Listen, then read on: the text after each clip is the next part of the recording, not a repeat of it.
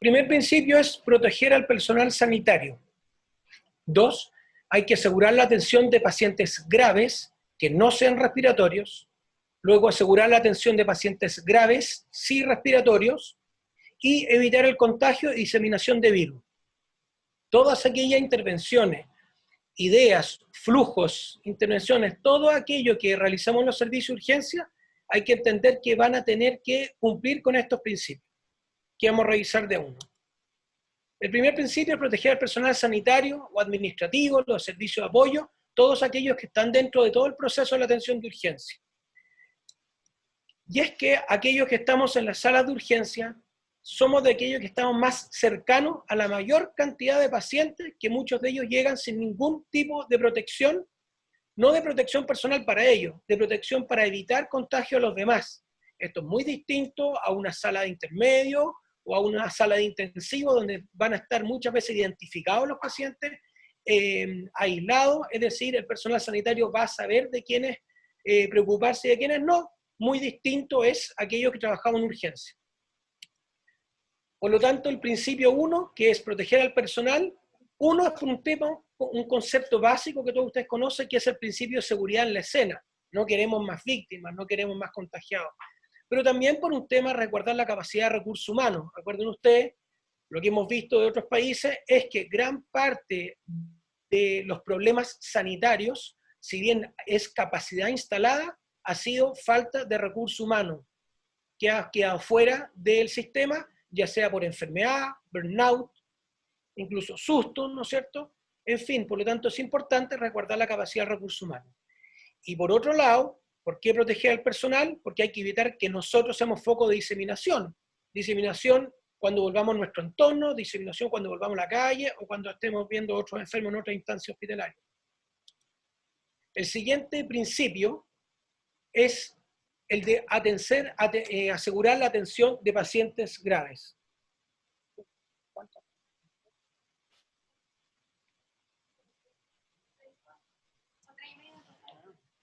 Bien, asegurar la atención de pacientes graves. Este es el giro del negocio nuestro. Y cuando hay colapso en algún sistema sanitario, en alguna red de críticos, esto siempre se va a cortar por el hilo más fino.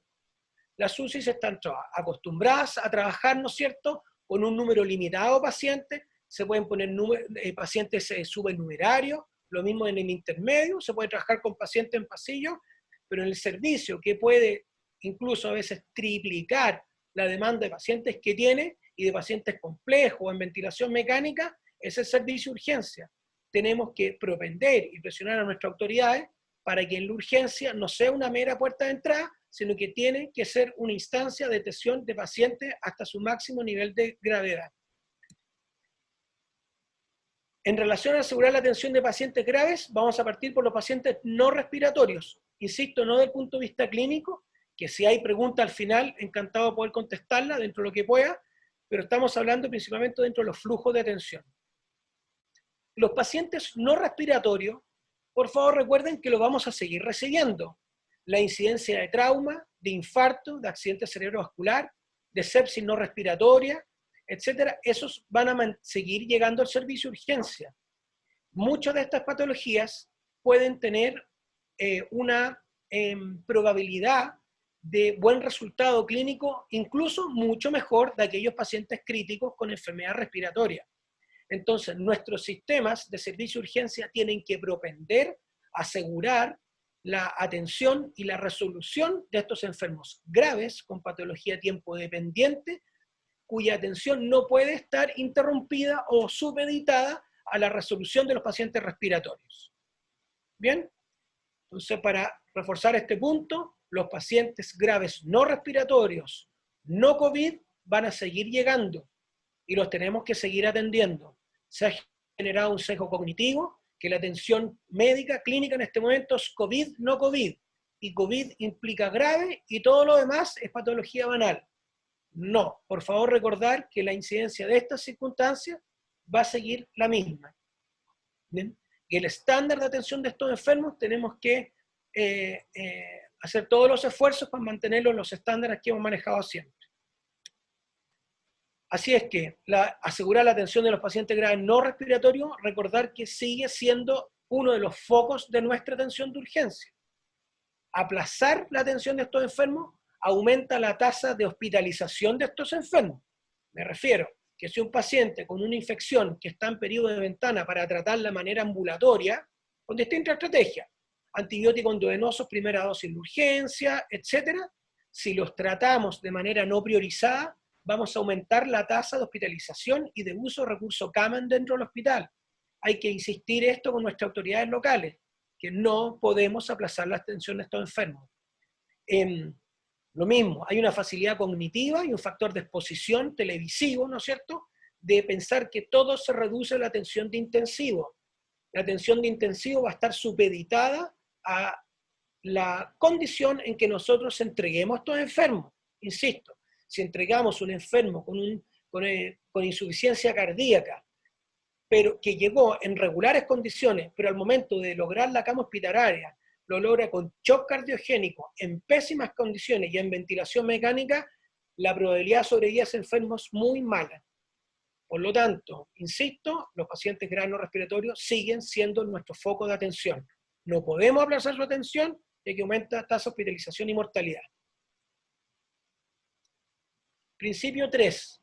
Asegurar la atención de pacientes graves y en este caso, sí respiratorios. Estos pacientes, ¿no es cierto?, que son en este momento el foco de atención, pero no necesariamente el foco más importante de atención. Puede que en algún momento sean el foco de atención más abundante, ¿no es cierto?, pero no son más graves que un paciente con un trauma grave.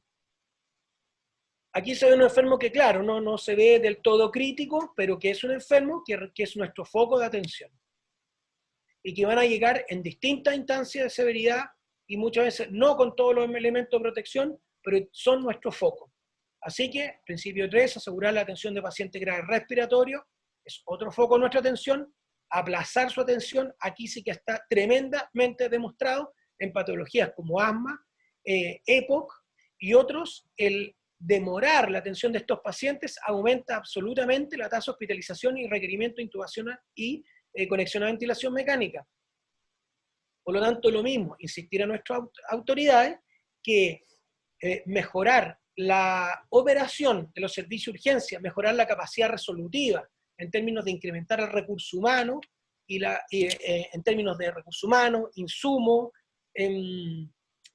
unidades de apoyo, es crítico, si no, eso va a impactar en la capacidad hospitalaria o de camas intensivas dentro del hospital. Principio 4 es evitar el contagio y la diseminación de virus.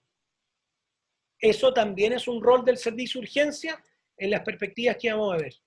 Nosotros tenemos un rol, no un rol epidemiológico fuera del hospital, pero sí tenemos un rol.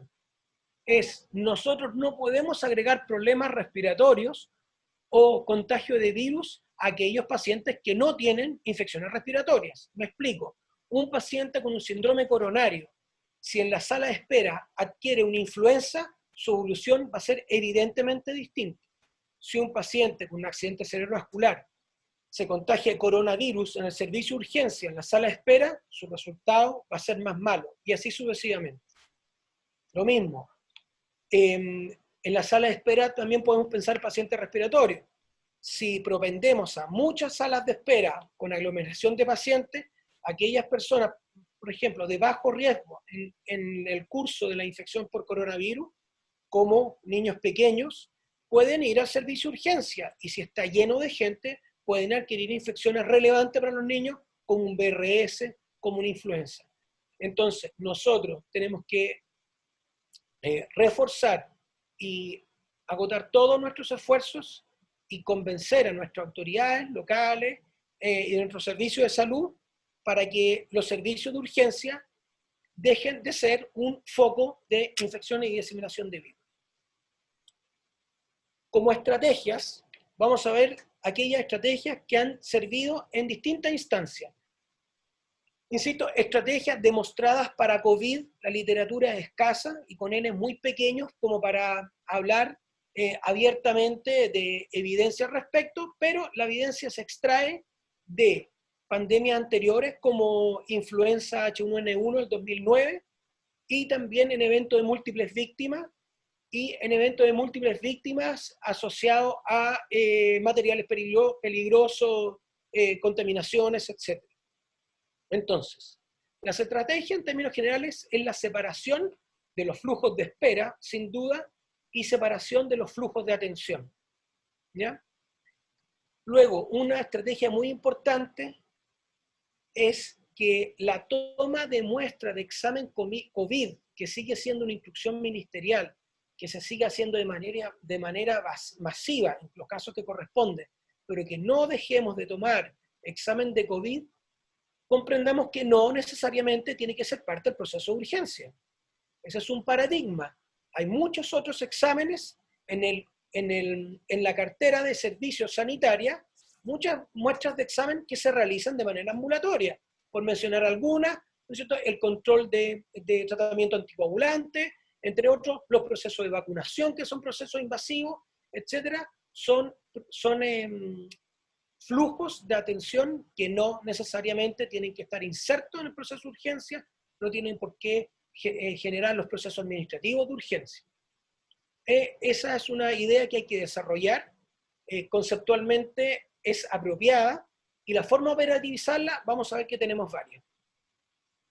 Otra estrategia son las medidas para asegurar la correcta segmentación de los consultantes. Y eso está absolutamente concatenado con desincentivar la consulta innecesaria. Muchas personas van a consultar con motivos que son acogibles, ¿no es cierto?, pero que van a tochar la urgencia, como síntomas respiratorios leves, como susto, dudas, etc. Entonces, necesariamente requerimos de estrategias que desincentiven la consulta innecesaria y estrategias que al inicio del proceso de urgencia segmenten de manera correcta a nuestros consultantes. Bien.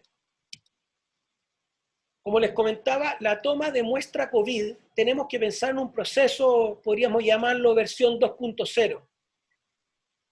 Esto es distinto del paciente que tiene que lo aqueja un problema respiratorio relevante de moderada o severa complejidad, que necesariamente tiene que entrar al proceso de urgencia y en su evaluación tiene indicación de muestra COVID. Pues bien, que siga los cursos habituales y los flujos habituales que ya tienen dispuestos ustedes sin duda. Lo que yo quiero mencionar aquí es para aquellos pacientes que habitualmente no necesitan ser evaluados clínicamente, aquellos pacientes que se encuentran en una condición leve, la estrategia es no incorporarlos al proceso de atención de urgencia. Ellos tienen que entrar a un proceso distinto que es solo, exclusivamente para toma de antecedentes, los formularios epidemiológicos respectivos y toma del test. Hay un montón de estrategias que han aparecido alrededor del mundo, algunas más complejas que otras, algunas más interesantes que otras, como por ejemplo este sistema de tomar las muestras dentro de los vehículos de la gente, o pasarle el sistema de toma de muestras, el hisopado nasofaringeo, a la persona para que se lo tome dentro de su vehículo y continúe la atención. Hay muchas formas, insisto, unas más óptimas, o podríamos llamar unas más extravagantes que otras, pero lo que les invito a pensar es que cambien el paradigma, que tomar COVID a pacientes leves no necesariamente es parte del proceso de urgencia. Entonces, en pacientes con sintomatología leve, que habitualmente no consultan los servicios de urgencia, el paciente que tiene congestión nasal o solo rinorrea, etcétera, y que por lo tanto técnicamente no requiere una evaluación médica de urgencia, sí pueden ser conducidos a un proceso exclusivo para toma de muestras. Ese proceso no requiere generación de un DAO, ese proceso no requiere evaluación médica, y eso ¿cómo se puede operativizar? Ya sea poner una carpa o un container fuera de la urgencia. Y aquí quiero ser enfático. Esto no es como los llamados SAUD. Esto no es para una atención rápida de enfermos. No es un fast track. No. Esto es un espacio exclusivo para tomar solamente muestra de un examen. No se necesitan camillas.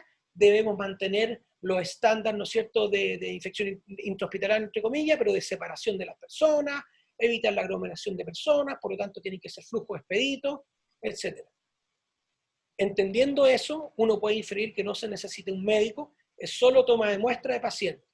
Insisto, debemos cumplir con los estándares de la adquisición de los datos epidemiológicos de la persona, para posteriormente hacer seguimiento, hacer la toma de muestra bajo todos los estándares que se han indicado, y durante este proceso mantener los estándares de resguardo de infección entre los pacientes. Pero insisto, no tiene por qué ser un proceso hospitalario. Para operativizarlo, insisto, puede ser tan fuera como en el estacionamiento de urgencia, a través de los vehículos de las personas. Se pueden instalar carpas. Perdónenme que sea insistente, pero esa carpa no es para tener camilla y evaluar pacientes rapidito, o evaluar pacientes leves, como por ejemplo evaluar dolor de cabeza leve, o evaluar dolor de tobillo leve. No. En esta circunstancia de pandemia, esos pacientes no pueden ingresar al sistema de urgencia en ningún aspecto. Tenemos que evitar que ellos ingresen al proceso de urgencia. Esta carpa es de uso exclusivo para toma de examen COVID en pacientes con sintomatología leve. Hay distintos ejemplos cómo se pueden instalar las carpas, que va a depender obviamente de la realidad local, de la realidad logística, de espacios, etc. Por lo tanto, quiero insistir que no son para evaluación rápida de pacientes, no son fast track, no son de evaluación médica, es un puesto de toma de muestra ambulatoria. Y distinto es para aquellos pacientes que ya iniciaron su proceso de urgencia por distintos motivos, su severidad, etc. En esos pacientes, al momento de que un clínico determina que requieren el test COVID, bueno, pues bien, que se le tome dentro del proceso de la atención de urgencia, en los espacios que ustedes han determinado que ya están haciendo en este momento. En aquellas circunstancias en que no hay posibilidad de instalar una carpa fuera del servicio de urgencia, los invito a tener imaginación y que dentro del espacio del servicio de urgencia ideen un flujo, insisto, distinto, un flujo paralelo.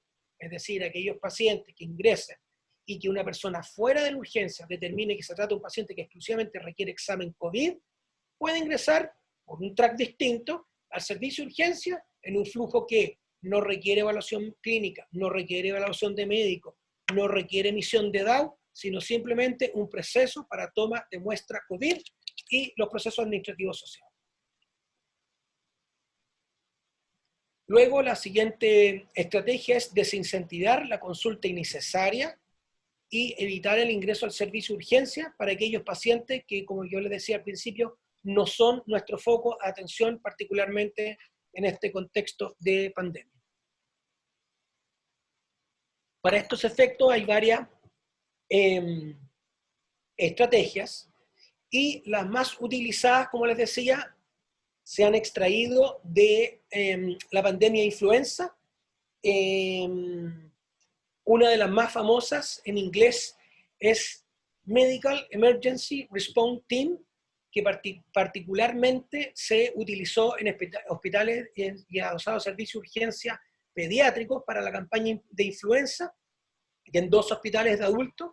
Son experiencias muy interesantes que los invito a revisar, que consiste en instalar un puesto básico fuera del servicio de urgencia. No me refiero a una carpa, puede ser una persona de pie, con un toldo, por decirlo, para que simplemente no se moje cuando hay lluvia. Esta persona está fuera del servicio de urgencia. Eventualmente puede estar anexo a esta carpa toma COVID.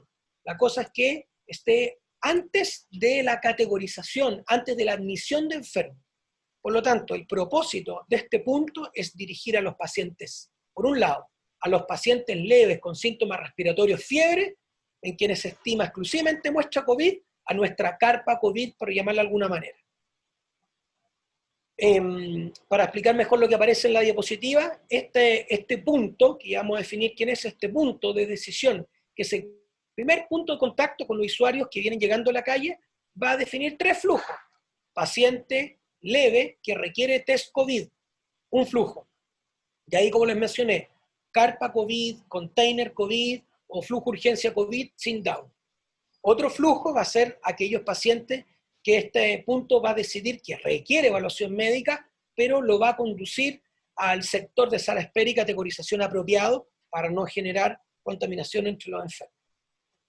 Y luego, y el tercer flujo que va a determinar este punto de decisión, que insisto, es el inicial punto de contacto de los usuarios al entrar a nuestro establecimiento, el tercer punto va a ser definir aquellos pacientes que efectivamente requieren atención médica, pero en el flujo no respiratorio. Entonces, por llamarlo de alguna manera, DAO respiratorios, DAO no respiratorios, carpa COVID. Y si lo pensamos, también va a haber un grupo de pacientes que este punto de decisión le va a explicar que ese paciente no debe consultar ahora. Un dolor de tobillo que lleva una semana, por ejemplo, una pequeña equimosis en un dedo porque se lo apretó con una ventana, por mencionar algunos motivos de consulta que ustedes que trabajan en urgencias saben que existe. A ese tipo de enfermos debemos decirle que no utilicen nuestra red de urgencia. Evidentemente no podemos condicionar la atención. Pero es una aclaración, en ningún momento he hablado de condicionar la atención. Si el usuario quiere de todas maneras ingresar al proceso de urgencia, pues lo puede hacer. Se dará cuenta al ratito de que al ser categorizado como C5, va a estar varias horas esperando. Bien, este inicial punto de contacto con los usuarios, la evidencia muestra que debe ser un médico, que puede estar asistido por personal que puede ser orientadores de sala o auxiliares. Este médico y su acompañante deben entregar folletos, dípticos, dar información, al menos verbal, instruir a la gente. Les recuerdo que gran parte de las enfermedades es el susto y la angustia. Aquí hay que explicar, como les decía, dar recomendaciones, mantenerse en casa, etc. Esto es un punto de decisión muy rápido. Aquí no hay examen físico, no hay control de temperatura, no hay saturometría. Si el médico considera que es un enfermo que requiere saturometría, pues es un enfermo que requiere proceso de atención de urgencia. Lo dirige a el sala de espera selector de demanda respiratoria. ¿Me explico? Por lo tanto, esta es una evaluación muy rápida. La evidencia demuestra que puede atender hasta 40 pacientes por hora. Por lo tanto, perfectamente podría segmentar los flujos de enfermos. Aquí pongo simplemente algunos ejemplos. Esto no está para el MERT o este punto inicial de decisión, pero funciona de la misma manera que los sistemas web han generado esta selección de enfermos. Es decir, si tiene fiebre, compromiso estacional, dificultad respiratoria, este primer punto, este médico claramente va a conducir a este enfermo a sala de espera categorización respiratoria, y así sucesivamente. Como les decía, este médico puede estar junto a la carpa test COVID. Este es un ejemplo, esto es para eventos múltiples víctimas. Pero fíjense que está acompañado de alguien que lo asiste, en la entrega de información y, muy importante e ideal, de personal de seguridad. Este médico, claro, es un médico con experiencia, tienen que estar empoderados, no puede estar asustado, ¿no? Este es un médico que está frente a los enfermos, ¿no es cierto?, como primer punto de atención de los enfermos. Por lo tanto, no puede estar asustado, debe estar empoderado y debe estar acompañado de seguridad idealmente. Insisto, aquí hay un muy buen ejemplo. Cerca ahí dice, al fondo a la izquierda se fijan, dice pre-triage, es uno de los nombres que se han utilizado, y este médico ocupa los elementos de protección personal apropiados, y se encuentra fuera del servicio de urgencia. Algunos los va a conducir a la carpa toma test, a otro a cada uno de los salas de espera o selectores de demanda respectivos.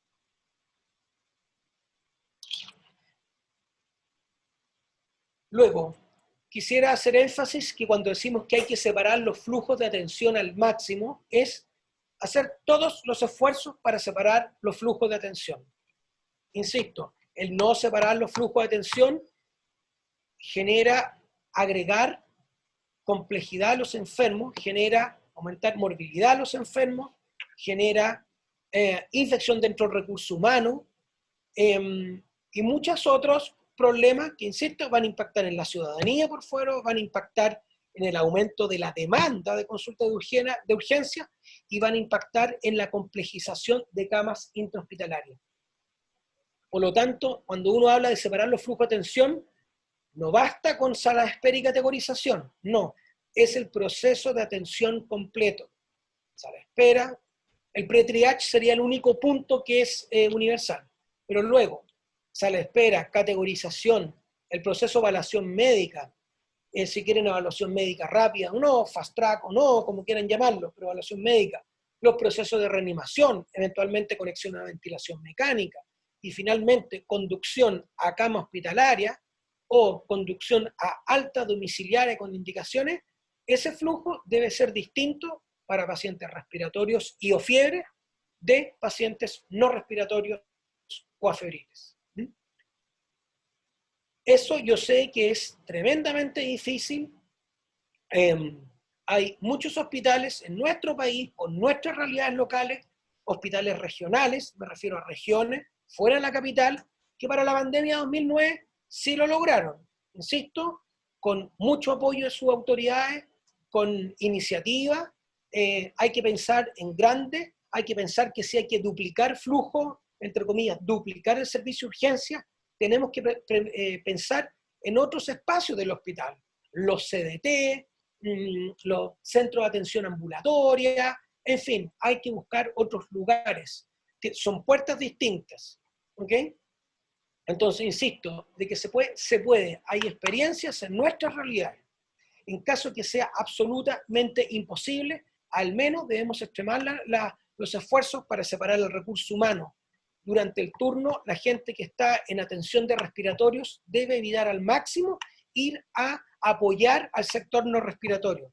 Para eso se necesita un cálculo y una estimación de staff muy, muy bien hecho para ambos sistemas o flujos de atención. No deben intercambiarse los insumos ni los equipos médicos, particularmente los equipos de radiología portátil, los medicamentos multidosis, etc. Quisiera hacer un énfasis en los equipos de radiología. Si bien para otras infecciones respiratorias virales, el uso de radiografía tórax o radiografía portátil en servicio de urgencia tienen un rol muy relevante para el diagnóstico y cálculo de severidad de la neumonía o del cuadro, la radiografía, no escáner, la radiografía de tórax tiene un rol. Lo que se ha visto es que para la infección respiratoria viral COVID-2019 no ha generado un rol relevante, lo que ha marcado una diferencia, un punto de decisión en el tipo de atención clínica dentro del proceso ya de hospitalizado, es el escáner, que se puede tomar al inicio del proceso, pero yo insisto que el uso de radiografía de tórax portátil en la urgencia es muy poco lo que va a agregar, insisto, para la toma de decisiones. Al final de la presentación, encantado podemos comentar este punto. Lo pongo de manera particular porque hay que recordar que si alguien solicita radiografía tórax de tórax al equipo osteopulmonar de un hospital que tiene solamente un equipo, ese lugar va a quedar secuestrado, por decirlo de alguna manera, en todo el proceso de aseo e higienización. Lo mismo con los equipos de radiografía de tórax portátil. Ese equipo va a quedar fuera de servicio mucho rato por el hecho de la necesidad de desinfección. Sí, hay muchos hospitales que cuentan con un equipo o con 2 equipos para todo el hospital. En este caso sí, la UCI va a requerir mucho equipo de radiografía tórax portátil porque sí está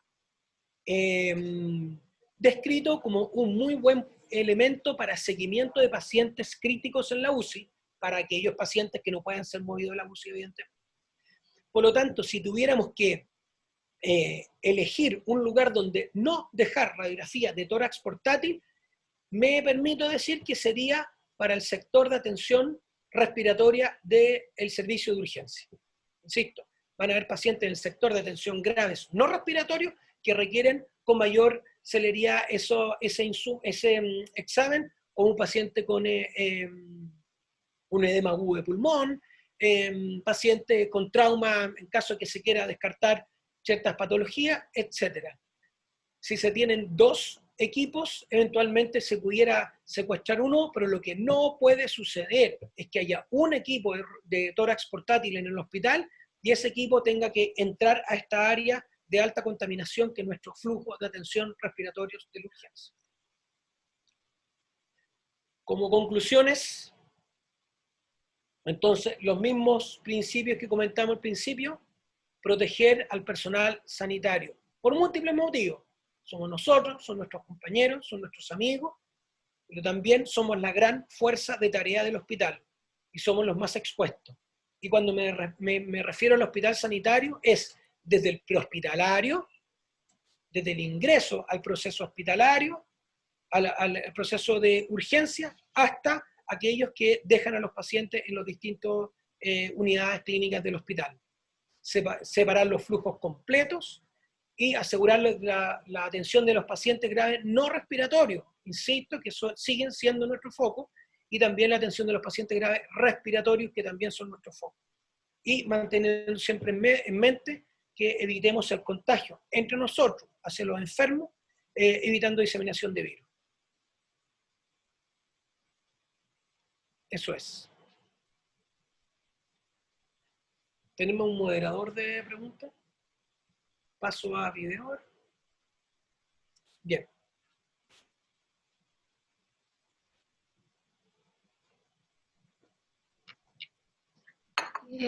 Buenas tardes, doctor. Yo misma le voy a hacer las preguntas que hemos recolectado a lo largo del chat. La primera de ellas tiene relación de cómo aseguramos la seguridad del personal si no se encuentran todas las medidas o elementos de protección personal disponibles. Muy buen punto. Vamos a aclarar por parte. Primero, si no me falla la memoria, el ordinario 276, perdón, B51-276 de marzo, si no me equivoco, de este año, dejó bien, muy claramente establecido cuáles son los elementos de protección personal. Por lo tanto, el cumplimiento de ellos, perdón, y si no me equivoco, en la página 6 o 5 o 6 incluso se hace un hincapié especial para aquellos funcionarios que se desempeñan en el área prehospitalaria. ¿Se escucha correcto? Bien. Y esto tiene algunas aristas. Uno, corresponde a las autoridades de los servicios de salud locales hacerse cargo de esa responsabilidad.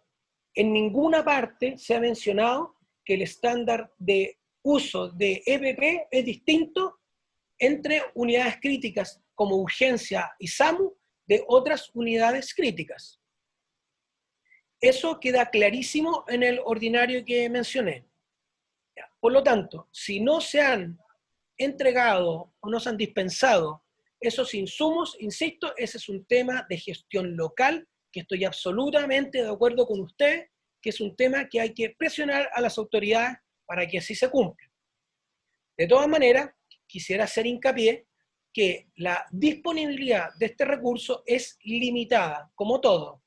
Por lo tanto, también somos nosotros, el personal sanitario, que tenemos claridad de la indicación y la no indicación de elementos de protección personal, el correcto uso de ellos. Me explico. El personal que no requiere de aislamiento respiratorio no se debe poner aislamiento respiratorio. Si vemos en la tele o en video, en fotografía, otros funcionarios de la salud que utilizan elementos de protección personal que van más allá de las recomendaciones, ese es otro tema. Aquí tenemos que ser muy apegados a la norma, que está trabajada, es segura y se aplica a estándares internacionales. Voy a ir a un punto muy particular, que es el punto de es el tema en relación al personal sanitario de las ambulancias, particularmente el SAMU, que atiende los pacientes más graves en el ámbito prehospitalario de traslado. Bien, la recomendación para la atención de estos enfermos es aislamiento de gotitas y contacto. Y el mejor estándar para esta atención significa el uso de antiparras con mascarilla quirúrgica, puede ser N95, insisto, reutilizable entre paciente y paciente, si se dispone de una mascarilla sobre esta. Luego, antiparra o escudo facial, idealmente escudo facial. Luego es pechera larga con manga impermeable. Aquí quisiera un punto muy puntual. Hay muchos sistemas de prehospitalarios que han propendido, han solicitado el uso de buzos, ¿no es cierto?, por llamarlo de alguna manera, buzos de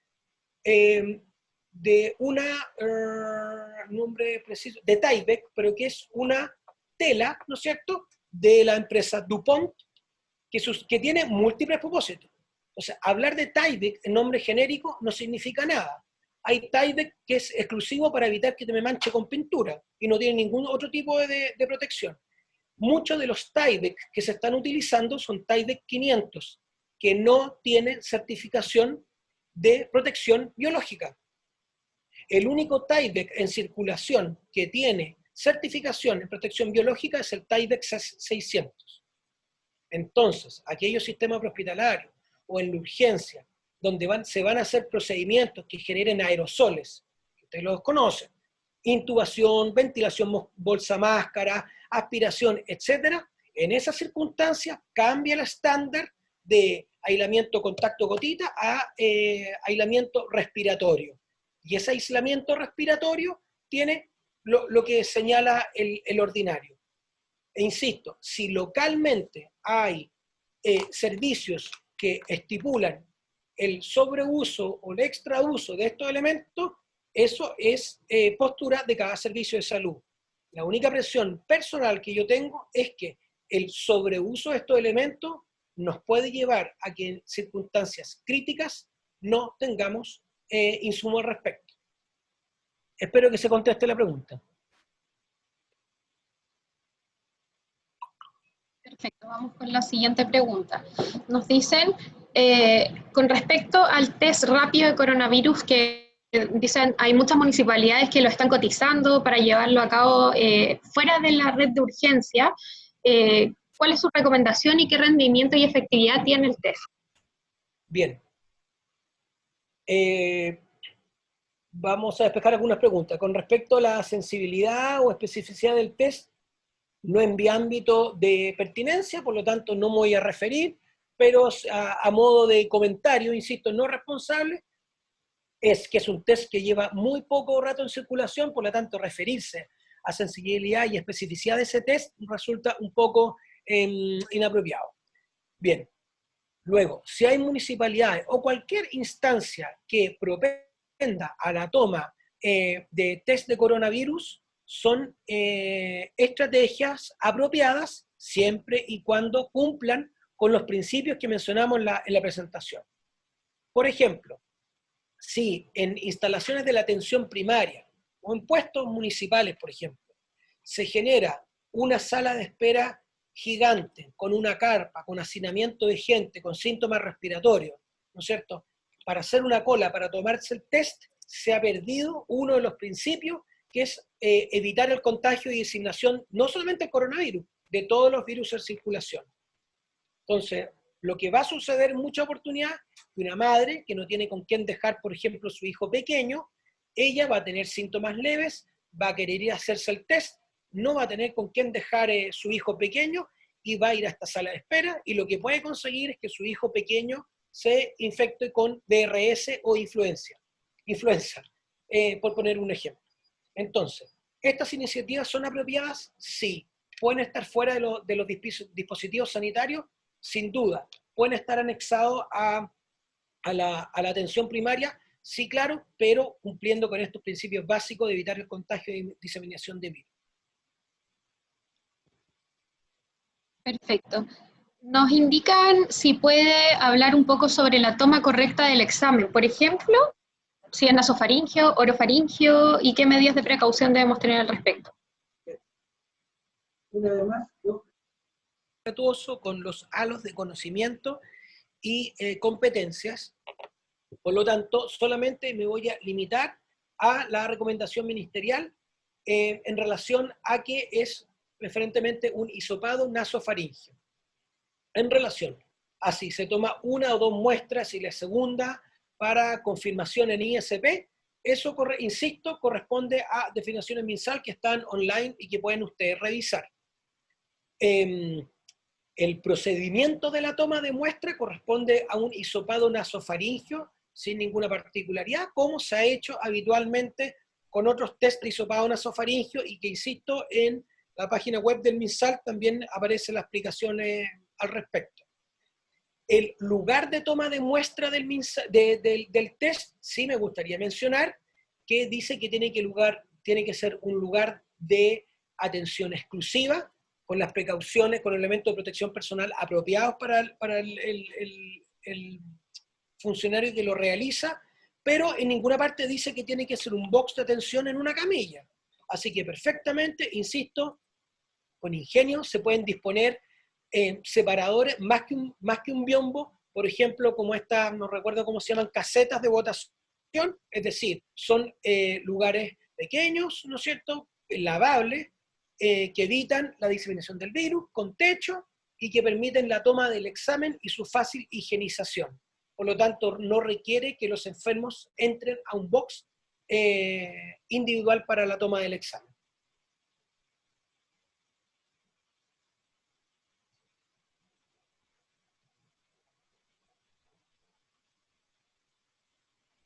¿Existe alguna opinión respecto a las autoridades, sobre todo del Ministerio de Salud, respecto a instalación, de sistemas de turnos entre los profesionales de los servicios de urgencia, en cómo poder distribuir el personal? Nos preguntan desde las urgencias principalmente, y también extendido a la red de atención primaria, que es lo que es el SAR o el SAPO.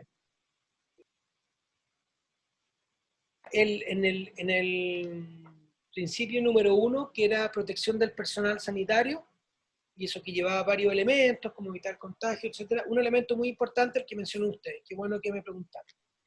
Y distinto es cuando hay eventos múltiples víctimas o desastres, etc., en donde a veces una buena estrategia es congregar personal sanitario. En contexto de pandemia, y particularmente en la primera fase, congregar personal sanitario es una muy mala estrategia. Eso genera que el personal sanitario más experimentado en estas unidades críticas sean los primeros en enfermar, y los que vengan y el grupo de personal sanitario que entre en una segunda ola tengan menos experiencia.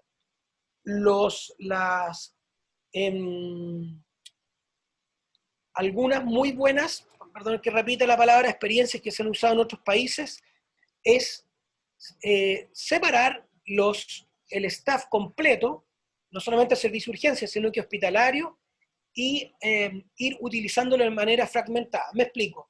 Debe hacerse un catastro total del hospital, ahí sí, incorporando a todos aquellos funcionarios clínicos, no clínicos, liberados de guardia, que cumplen labores administrativas, labores de docencia, etc. De ellos se tiene que hacer un catastro. Luego ese catastro deben eliminarse aquellas personas de alto riesgo de complicarse o de fallecer debido al virus, y esas personas debieran ser eliminadas del apoyo. Y luego de la fuerza humana que queda a disposición, la idea es seleccionarlo de manera tal que entren en funcionamiento, entren en acciones clínicas de manera fragmentada. Es decir, algunos grupos entran a trabajar durante 14 días o hasta enfermar, y luego entra otro grupo de equipo, ya sea, como le dije, humano, clínico, no clínico, administrativo, etc. Aquí va a haber un trabajo de las unidades de IAS, de Infección Asociada a la Atención de Salud, para el control de este catastro de funcionarios. Es decir, tendrán que hacer seguimiento de síntomas al funcionario al entrar a cada turno, al egresar de cada turno. Tendrán que hacer seguimiento, ¿cómo se llama? Los funcionarios tendrán que hacerse con autocontrol de temperatura al inicio, y cada 2 o 24 horas tienen que hacerse autocontrol de temperatura, e informarlo inmediatamente al equipo que va a estar catastrando el recurso humano dentro del hospital. Por lo tanto, la idea no es congregar masivamente de entrada, sino que, por el contrario, segmentar el recurso humano. Hay algunos servicios de urgencia que han visto, debido a las indicaciones de mantenerse en casa, han visto disminuida su demanda de urgencia. En aquellos hospitales que ha sucedido eso, la recomendación es envíen parte de sus funcionarios a sus casas, evidentemente que hagan cuarentena, para cuando vayan a ser activados y entrar en servicio.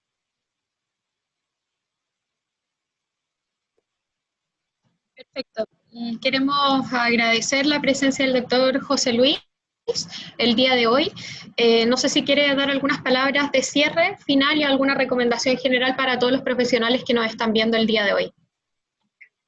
Primero que todo, agradecerles, más que estar en esta charla, quiero agradecerles el trabajo que ustedes hacen. Somos los más expuestos, tenemos una labor muy crítica, vemos enfermos críticos tanto como aquellos que están en la UCI. No permitamos que se piense, que nuestras autoridades piensen que en los servicios de urgencia vemos pacientes más leves. No, vemos pacientes en todo su espectro de gravedad. En el servicio de urgencia vamos a tener que intubar enfermos y darle todos los soportes críticos que requieran. Como les decía, somos los más expuestos, somos los que tenemos más tasas de burnout o quemarnos profesionalmente. Aquí quienes nos tenemos que alentar somos entre nosotros, principalmente respetarnos, tenernos paciencia, tener paciencia con los enfermos y convencernos que nuestra labor es crítica. Así que ánimo y saldremos adelante. Muchas gracias, doctor, por su presencia. Queremos dejarlos a todos cordialmente invitados para la jornada de mañana a las 2, que presentará el doctor Mauro Orsini, quien es médico cirujano en la Universidad de Chile, magíster en salud pública, y viene de parte del MinSal con la parte de IAS, y abordaremos básicamente los temas de elementos de protección personal, también limpieza y desinfección de superficies y algunas recomendaciones sobre el manejo de los desechos hospitalarios. Así que creo que también parte de las preguntas que han sido o se han evidenciado durante el chat pueden ser resueltas también por él. El doctor quiere darnos una última... Gran parte de la enfermedad, de todas las enfermedades, y gran parte de esta enfermedad pandemia es el miedo. Es el miedo en la población y el miedo en nosotros mismos. El miedo de la población también es parte de nuestra labor. Transmitan tranquilidad a los enfermos, transmitan tranquilidad a aquellos que no pertenecen a los grupos de riesgo. Aquellos que son los expertos en infección intrahospitalaria o los expertos en infección en el hospital, transmitan tranquilidad al resto del personal. No permitamos que el miedo sea aquel que nos hace colapsar como prestadores de salud. Eso, muchas gracias. Muchas gracias a todos, hasta luego y una próxima jornada.